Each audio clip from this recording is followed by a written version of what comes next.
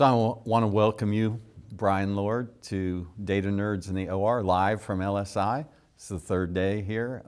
Hopefully you've been having a good meeting. I want to thank you very much for your time.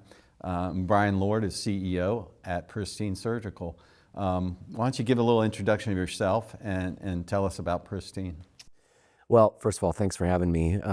LSI has been another really great show, hasn't it? It's a tremendous, and see the growth year after year is outstanding. This is certainly an event not to miss.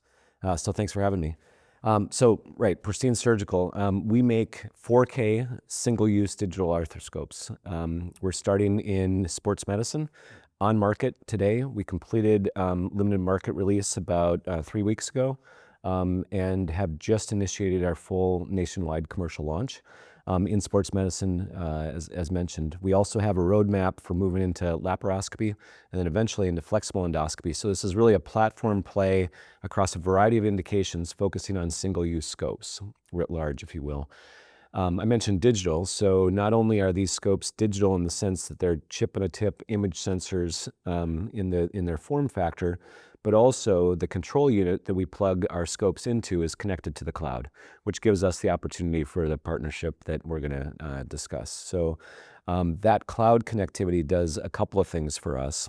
The origin of that cloud connectivity, really before cloud connectivity was cool, was to manage inventory. We knew that with a single-use device, one of the perhaps risks or Achilles heels, if you will, of that business model was managing inventory on the shelves. And we didn't want to put that burden on our customers to manage that inventory of single-use kits. So we automated that process through a cloud-based platform that manages the inventory. Great. Now we got connectivity in the cloud. What can we do with that? So we also observed the fact that surgeons, even still today, when they take pictures of the procedure for multiple reasons, for electronic medical records, for providing for the patient, for also putting in their hard copy medical records, they take photos of the procedure, and they were doing that all on paper. Mm-hmm. In order to get that into the EMR, believe it or not, they're printing copies in the operating room and then scanning them down the hall to put them in the ER. We figured we could do something more sophisticated than that. So that was the second platform. And the third is the opportunity for data integration. And so we're excited to talk more about that with you. Yeah, and I want to talk a little bit about the value of having a single-use scope, because I grew up in the early days of laparoscopic surgery, and you had a scope, and then you had a camera and wires, and they were in different places. So you had to sterilize, you had to open those, you had to hook them up. Things got broken, things got chipped. You couldn't see well. It was, not ideal, right? For what's supposed to be a high-tech. Tell us more, all the problems, exactly. Yeah, so talk about that value proposition for you, because then we'll talk about how we can look at that value proposition through real-world data. Well, Doctor, you're pointing it exactly out. That phenomena is present in your practice experience in the general surgery arena. It's absolutely true also in the arthroscopic arena as well. You have a wide array of different cases that arthroscopes are used for. Quick turnaround meniscus repairs, 15 minutes in and out. It takes more time to set up the tray and to get the scope ready and to take it down than it does to actually do the procedure. It's kind of crazy, right? That's for the short procedure. For the long procedures, then you have to have a different set of circumstances, right? Again, make sure that the fluid dynamics is right, that you got homeostasis within the joint, that the bleeding is constrained, and a long procedure in the image needs to be outstanding. Turns out that not every scope today that's pulled off the surgical tray is in tip-top shape. So you got a long ACL repair, and you're looking through it with perhaps a foggy lens. You're looking through it with a cracked lens. Sometimes that's too much, and the surgeon is going to say, get me a new scope. Sometimes there isn't a new scope or a sterilized scope that's available, and run around looking for that. We've heard horror stories about that. Sometimes the surgeon says, look, this is the best I got. We're going to go forward with the surgery. And now through that long surgical repair, you got a defective image that you're looking at. Right. Yeah, I have kind of my own horror story. Early in my career, I got a phone call about midnight and it was the chair of cardiothoracic surgery. He said, "Bruce, I need you to take out my son's appendix. He has appendicitis." Okay. I said, "Sure." So I go in. Be right there. Be right there. Go in, get in the OR, and you know, this is not the normal crew during the day. They're there for usually traumas and other emergencies. So doing minimally invasive surgery, this is many years ago, that wasn't common. So I got in there, got him to sleep. He's under general anesthesia, put in the trocar, and they can't find the camera. They look and look and look. 30 minutes, I'm standing there, and you know, the chair of cardiothoracic surgery, he knows I can take an appendix out in 10 minutes. Right. It's 30 minutes, and he's at the front desk of the OR. He calls back, says, "Bruce, what's going on?" Right. I said, "It's a small delay. Everything's okay." Yeah. Finally By the way, is there a camera around? Yeah, right. Yeah. Finally found it, but that was a very uncomfortable 30 minutes in my career. And so having a scope, you know, readily available, disposable scope, you know, you can see the value proposition as a clinician. So let's talk about, we've got a partnership now, Care Syntax and Pristine Surgical. We're going to be looking at real world data and evidence and being able to demonstrate that value. Right. You know, how do you demonstrate that value? Lots of different ways. We'll be working on that together. So talk about you know, the importance of having that kind of a data strategy for your company. Yeah. So I think there's two facets. Certainly, you know, one of the things that we're attracted to as we were looking at and evaluating the partnership is exactly as you described, this focus on real world data. You know, look, it's day 3 of the conference here at LSI. It'd be fun to have a little counter on the wall for every time AI has been spoken. There's a little, you know, it'd be going consistently off, right, for, you know, nonstop. Everybody knows that we're in the midst of a revolution in ways that we don't yet and you know how it's going to end and or where it's going to take us. But undoubtedly, you know, change is afoot and very exciting change. So it's interesting that you can see some near-term applications for it, and then you can anticipate that there is sort of unknown, you know, applications downrange, and maybe that's the way to characterize the way we see it. The focus on real world data, is paramount to actually having some things to do immediately. There's not, as we are bringing this new device to market, it's not about the bells and whistles that we're focused on. It's actually about the real world functionality that we can bring to the table for the device, particularly focused on ambulatory surgery centers. And I think that's important to talk about here. This is not a environment, a commercial environment where we're talking about academic research centers that are pushing the envelope for the sake of pushing the envelope and learning and science and the like. 95% of all arthroscopies, so the center of our market is in ambulatory surgery centers. Half of those are multi-specialty surgery centers.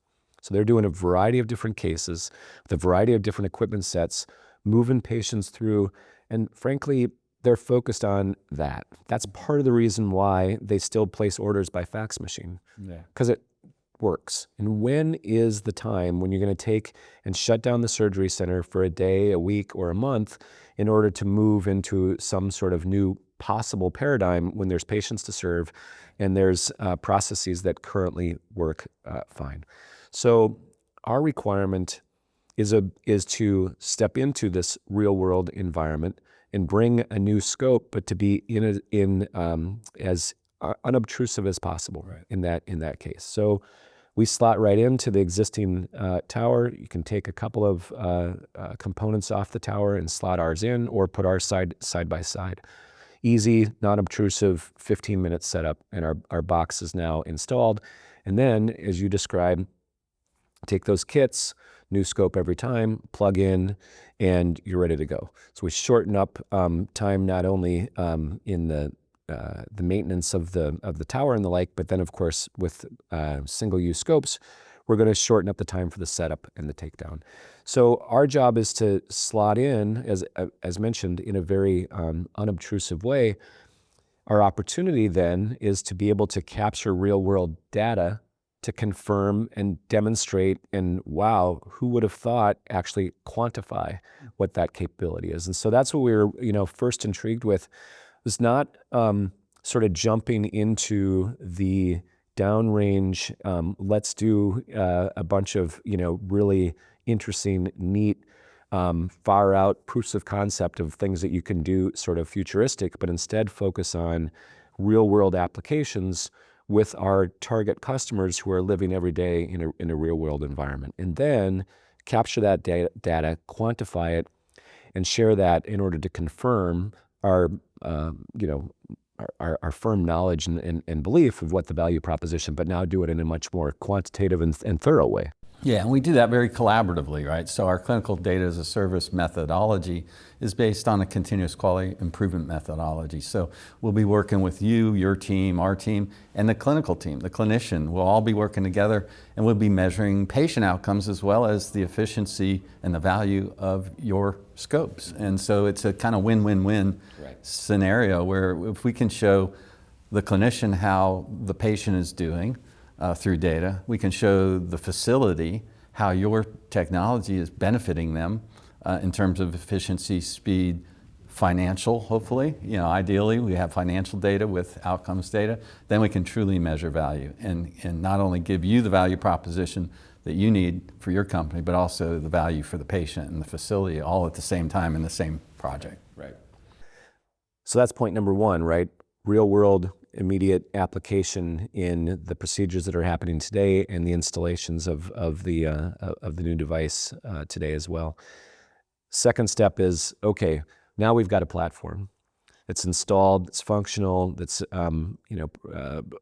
being utilized and has connectivity and has stitched together the type of data partnership that we have. Then what can we imagine beyond that? And look, we all are excited about participating in that as well. Let's crawl, walk, run into this. And as we look then downrange, there's a whole emerging frontier of applications that take advantage of that digital footprint and that digital access point.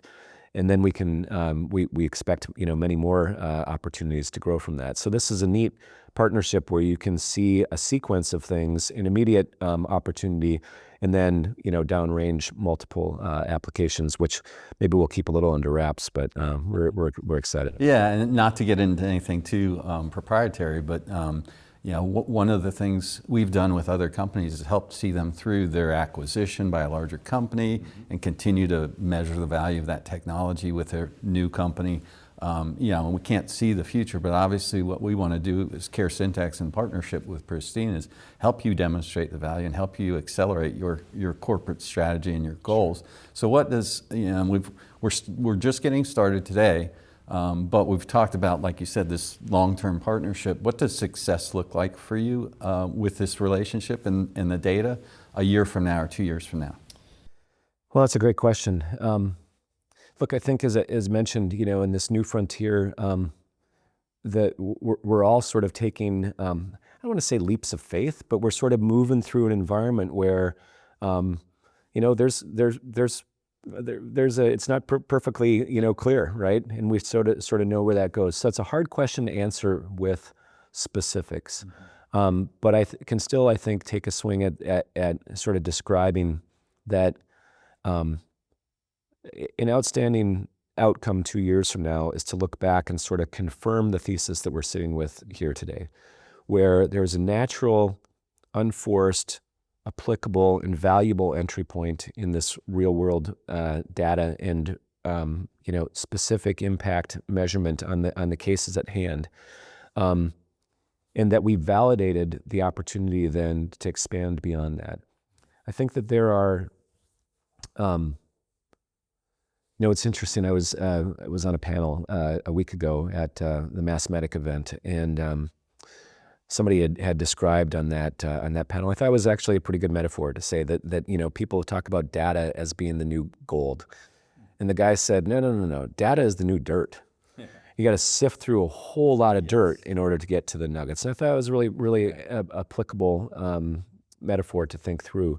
So I think in that respect, if we recognize that we put a shovel in the ground, we dug a hole and found some applications, some nuggets in there, and then what we did was move forward and moved a lot more dirt, if you will, captured a whole lot more data, unknowable where in those continued shovel pushes that you're going to find those nuggets of gold, but you have confidence that they're there, and as you push forward. you discover those. So then I think the measurement is the confirmation of, in that pan, what do those nuggets look like? Can't predict the size, can't predict the shape, can't even predict the quantity of them. But I think the fact that you look back on and see that result of that, I'm fully confident that there'll be pan and there'll be gold in that pan. You just described a really cool analogy of what data science is in the real world. It is that. It is trial and error, it's feedback loops, it's brainstorming together. How do we measure better?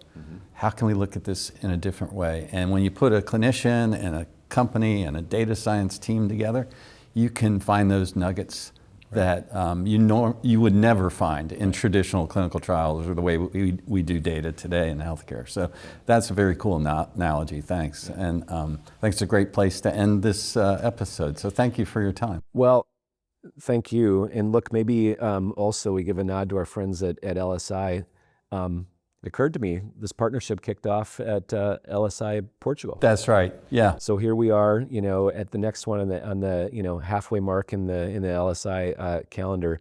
So it's great to be with you here and great to make that continued progress. And thanks to Team LSI for helping facilitate it. Thanks for your time. Yeah, my pleasure. Thank you.